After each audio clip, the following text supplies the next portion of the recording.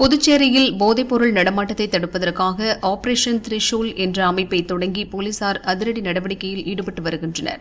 இதன் ஒரு பகுதியாக சில கொரியர் நிறுவனம் மூலம் புதுச்சேரியில் கஞ்சா பிரியர்களுக்கு டோர் டு டோர் டெலிவரி செய்து கஞ்சா விற்கப்படுவதாக போலீசாருக்கு ரகசிய தகவல் கிடைத்தது. இதையடுத்து கொரியர் நிறுவனங்களில் மூப்பனாய் பைரவா உதவியுடன் அதிரடி ரெய்டு நடத்தினர். அங்குள்ள பார்சல்களை பிரித்து பார்த்து அதிரடி சோதனையில் ஈடுபட்டனர்.